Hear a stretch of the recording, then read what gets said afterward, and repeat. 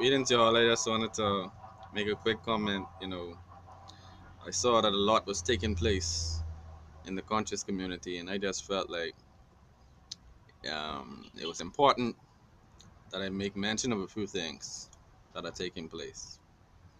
Well, apparently, Sarnetta has pulled a gun on a live stream um, with Hassan.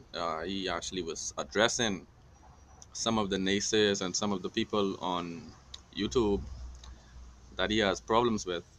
I believe he referred to them as YouTube niggas. Um, he was letting them know that it would not be in their best interest to run up. All right. So Netta was basically saying, you know what, run up. And he got like one of those 1950s spy pistols waiting on you. So Netta got a BB gun. No, it's like one of those, those water guns with the orange tip. It looked like he took one of those and he sprayed it black. You know what I'm saying? Sanetta, you're my brother. I learned a lot from your channel. You need to cease and desist from this behavior. It is not becoming of an elder. One of the students of Khalid Muhammad, you know, when Khalid pull it, he was letting you know that you better use it. All right. And so we're not in the business as black people of just pulling guns. If it's not in the defense of the black woman or the black child, all right, or your own life. But also in other news, Liam Neeson, a closet racist, a sociopath, a psychopath, recently admitted to the press that at one point in his history, he went on a racist rampage in the streets of the UK. Liam Neeson said that he got a club um, in the same vein as many of his ancestors, the Neanderthals, used clubs. Okay, so it was really something that was in his nature. He said that he grabbed a club and proceeded to go out into the black communities to see if he could stir up a conflict and actually kill someone, right? He wanted to kill one of us because somebody told him that a black man had raped somebody close to him, right? Now, what I would say to Liam Neeson, if he could just look at all of the reports coming out of America, in which many people have been exonerated from rape offenses by DNA evidence. So the person that you thought was the rapist was actually being framed by a racist justice system. But yet still Liam Neeson, a character from the big screen from Hollywood, at one point he was one of the type of people like George Zimmerman who would like to exact revenge on black people just for being black, just for being stigmatized. Liam Neeson is letting us all know that he's the type of person who would have wished to kill black people. Now, what I would say about this situation with Liam Neeson, who does that, right? Who does that?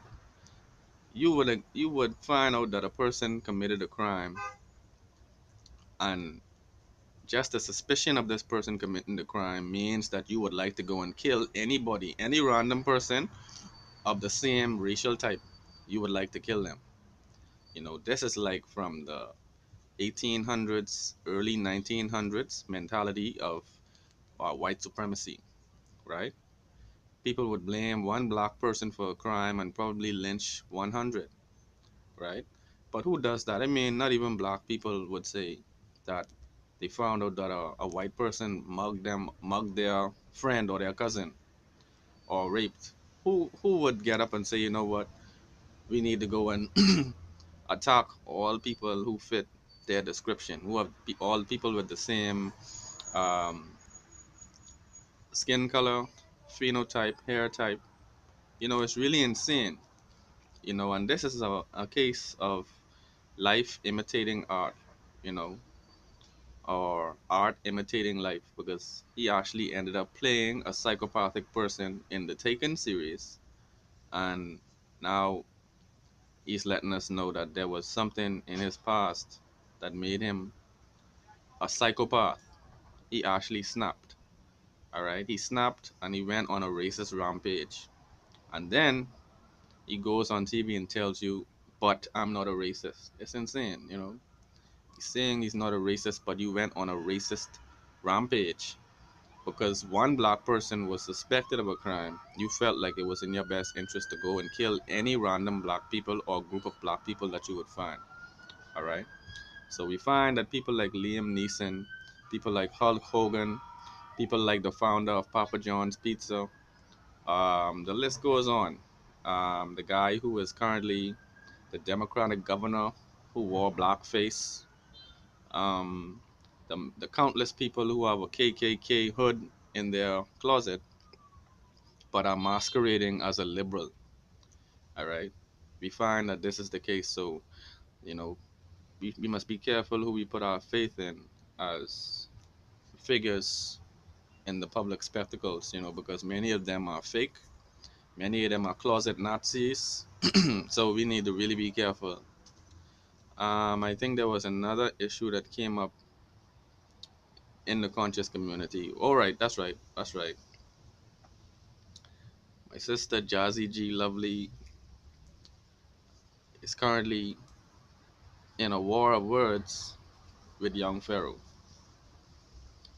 And honestly, you know, I like to encourage those who are younger than me, you know, I like to encourage them. But ultimately, there's a point at which um, a repudiation or a critique is in